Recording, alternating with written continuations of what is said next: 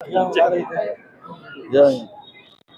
सांगाल आगामी पिंपरी चिंचवड महानगरपालिकेच्या निवडणुकी संदर्भामध्ये आता या ठिकाणी आपण व्हिजिट दिलेला आहे, लोकांचा प्रतिसाद दिसतोय आणि मनोरंजनाचा खेळ देखील या ठिकाणी आयोजित केलेला काय सांगाल?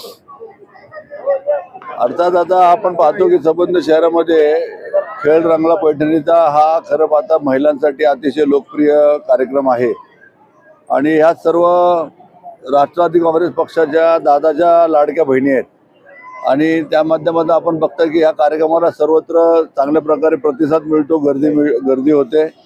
या ठिकाणी आमचे या भागातील स्थानिक जे आमचे नगरसेवक आहेत विनोद नडे जे गेली 10 वर्ष, संतोष कोकणे, त्याबरोबर दिलीप काळेसाहेब आणि इतर सर्व मान्यवर या भागाचे आणि या विशेषतः पिंपरी चिंचवड शहराचे प्रचार प्रमुख ज्याची त्याच्यावर जबाबदारी दिली आहे ते आमचे सन्माननीय नानासाहेब काटे आणि इतर सर्व मान्यवर या ठिकाणी उपस्थित आहेत।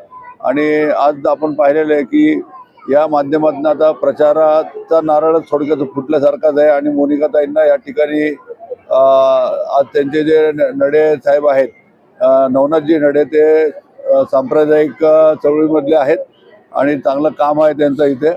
मला वाटतं त्यांचे जे काका आहेत ते पूर्वी सुरेश नडे त्या महापालिकेमध्ये नगरसेवक म्हणून त्यांनी काम केलेलं आहे आणि काळेवाडी हा जो भाग आहे आपण बघतो की हा खरं पाहता कामगारांची वस्ती आहे, कष्टकरी मंडळी सर्व इथं राहतात। त्यामुळे या भागामध्ये संतोष असेल, विनोद असेल, ताई असतील, आमच्या उषाताई असेल, या लोकांनी चांगलं काम केलेलं आहे आणि त्याच कामाच्या अनुषंगाने आणि त्यापेक्षा पलीकडे असं बोलायचं झालं तर आपल्याला सर्वांनाच ज्ञात असेल की सन 1992 पासून तर साधारणतः 2017 पर्यंत पिंपरी चिंचवड शहरामध्ये राष्ट्रवादी काँग्रेस पक्षाची सत्ता राहिलेली आहे आणि या शहराचा कायापालट करण्यामध्ये सिंहाचा वाटा त्याचे शिल्पकार आदरणीय अजितदादा पवार आहेत आणि त्यामुळे आपण पाहतो की शहरामध्ये आता खरी लढत ही भारतीय जनता पार्टी आणि राष्ट्रवादी काँग्रेस पक्षामध्ये अजित पवारांचे राष्ट्रवादी काँग्रेस। आज पिंपरी चिंचवडमध्ये राष्ट्रवादी शरदचंद्र पवार गटाची पत्रकार परिषद झाली, त्यामध्ये त्यांनी असं सांगितलं की राष्ट्रवादी अजित पवार गट जे आहे त्याला आम्ही सोबत घेण्याची आमची तयारी आहे, त्याबद्दल तुम्ही काय सांगाल? मी ह्याच्या आधी जाहीर केलेलं आहे की आदरणीय शरद पवार साहेब हे आमचे सर्वांचे श्रद्धास्थान आहेत आणि ते जर आमच्याबरोबर आले, त्यांचे आशीर्वाद आमच्याबरोबर आले तर आम्ही त्याचं स्वागतच करतोय। इथून मागेच मी त्याचं स्वागत केलेलं आहे।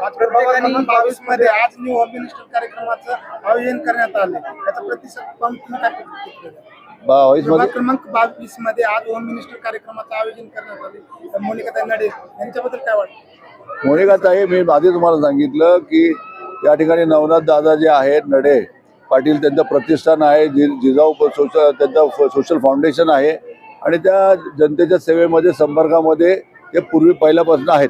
त्यांच्या सुविध पत्नी मोनिकाताई आता या शेड्यूल ओबीसी मधनं या ठिकाणी निवडणूक लढू इच्छितात। तर आपण पाहिलं असेल की आज या ठिकाणी नवनाथ दादांचा त्यांच्या पत्नीचा हा गाडगा जनसंपर्क आहे आणि निश्चितच या जनसंपर्काचा आगामी निवडणुकीमध्ये आम्हाला फायदा होईल असा आमचा विश्वास आहे। सर्वांनी 22 मध्ये तुमच्या चारही उमेदवार डिक्लेअर केले समजायचं का? असं डिक्लेअर केलं म्हणता येईल, प्रयत्न असतो। आता प्रयत्न असं मला सांगा, आज भाजपचे तरी डिक्लेअर आहेत का? कुठल्या पक्षाचे डिक्लेअर नाही आहेत, परंतु ज्या वेळेला एक ज्येष्ठ नगरसेवक, सिनियर नगरसेवक, आता या ठिकाणी विनोद नडे असेल, संतोष असेल, हे सर्व ज्येष्ठ लोक आहेत आणि त्यापेक्षा ज्यादा अनुभव या ठिकाणी नानांचा आहे। नाना तर स्वतः नगरसेवक राहिले, त्यांच्या सुविध पत्नी पण नगरसेवक राहिले, एकाच प्रभागामधून 2 नगरसेवक झालेत। नानाने या ठिकाणी 2 वेळा आमदारकी पण लढलेली आहे। त्यामुळे ज्या वेळेला अशी सिनियर मंडळी एकत्र येते आणि एखाद्याला बरोबर घेते याचा अर्थ त्याची पाळताळणी करून, त्याच्या लोकसंपर्क पाहून, त्याची क्षमता पाहूनच अशा निवडला जातो आणि ज्या वेळेला या ठिकाणी विनोदनी आणि संतोषनी आणि नानांनी मिळून ज्या वेळेला मोनिकाताईंना या ठिकाणी निवड केली तर निश्चितच त्यांची ती पात्रता आहे, त्यांच्यामध्ये ती गुणवत्ता आहे, त्यामुळे त्यांना ह्यामध्ये या ठिकाणी आम्ही म्हणजे आज निवडलेलं आहे। आणि हे जी निवड आहे त्याच्या पलीकडे जाऊन असं आहे की अजितदादांनी या ठिकाणी पूर्ण शहरामध्ये त्यांचा सर्वे लावलेला आहे आणि त्या सर्वेच्या माध्यमातून पण हे सगळी पातळणी आणि सर्व बघणं चालू आहे। आजची जी पत्रकार परिषद झाली त्यामध्ये तुषार कामठेंनी असं म्हणलेलं आहे की राष्ट्रवादी शरदचंद्र पवार गटासोबत इतर संघटना सर्व काही आमच्या सोबत येणार आहे। आता तुम्ही जर त्यांना सोबत घेतलं तर सर्व उमेदवारांचं समीकरण कसं जुळवणार? पहिली गोष्ट तर अशी प्रत्येक आहे, इच्छुक उमेदवारांचं कसं ऐका, तुषार कामटे हे शहराचे अध्यक्ष आहेत, मी सुद्धा राष्ट्रवादी पक्ष शहराचा अध्यक्ष आहे. अर्थात हे निर्णय घेतले जातील ते आदरणीय पवार साहेबांनी आणि अजितदादामध्ये निर्णय होणार आहेत. त्यामुळे त्याच्यावर मी भाष्य करणं योग्य नाही आहे. त्यामुळे त्यावेळेला काय होईल हे सांगता येणार नाही. परंतु इतर लोक कोण बरोबर घ्यायचं नाही घ्यायचं हे ठरवायचा अधिकार सर्व अजितदादांचा आहे. तर पिंपरी चिंचवड शहर तसं राष्ट्रवादीचा बालेकिल्ला ठरलेला आहे.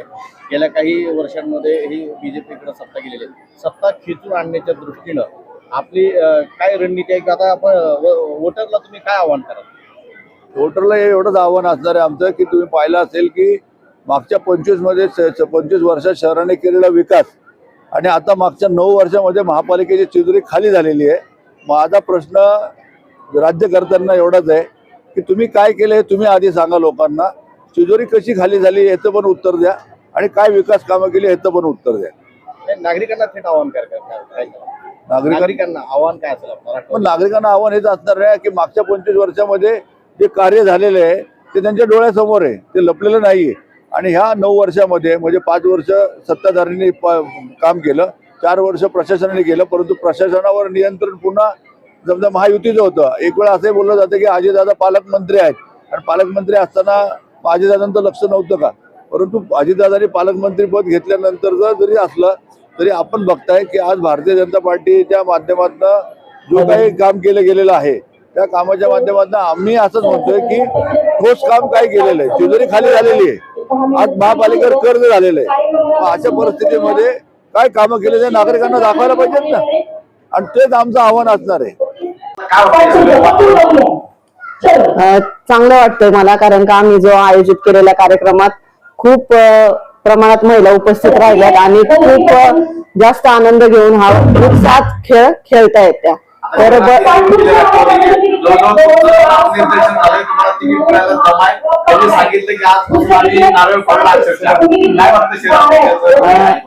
आनंद झाला मला, कारण का एवढा प्रतिसाद महिलांचा पाहून विजय निश्चितच वाटतोय माझा मला.